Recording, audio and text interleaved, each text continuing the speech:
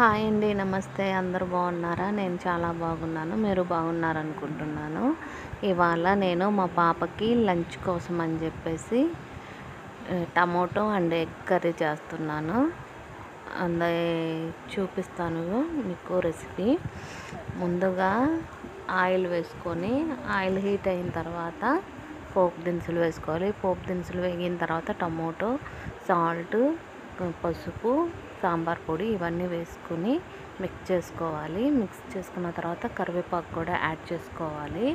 నేను మా బాబు కోసమని కారం వేయకుండానే నేను కర్రీ తీసుకుంటాను. ముందుగా మా పాపకి రైస్ కూడా పెట్టేశాను. ఇక్కడ మా బాబుకు కర్రీ తీసిన తర్వాత నేను కారం అనేది యాడ్ చేసుకుంటున్నాను. కారం యాడ్ చేసుకొని మిక్స్ చేసుకున్న తర్వాత ఎగ్స్ అనేవి మనము పక్కలు కొట్టుకొని ఆ కర్రీలో యాడ్ చేసుకోవడమే. ఎగ్స్ వేసిన తర్వాత మనము మిక్స్ చేయకూడదు. ఎగ్ అనేది కొంచెం బాయిల్ అవ్వాలి. సిమ్లో పెట్టుకొని బాయిల్ చేసుకోవాలి.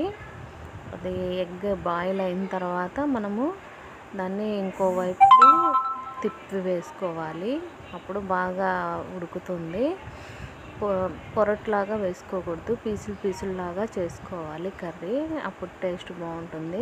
అలాగని ఎక్కువగా వేపేసుకోకూడదు. ఎగ్ అది రబ్బర్ లాగా సాగినట్టుగా ఉంటుంది, టేస్ట్ ఉండదు. కొంచెం బాయిల్ అవుతూనే ఇలా ఇంకో వైపుకి తిప్పేసుకోవాలి. కర్రీ టేస్ట్ మాత్రం సూపర్గా ఉంటుంది. మీరు కూడా ట్రై చేయండి. ఇది నేను మా చిన్నప్పటి నుంచి మా అమ్మ చేసేది మాకు బాక్సుల్లోకి స్కూల్కి వెళ్ళేప్పుడు.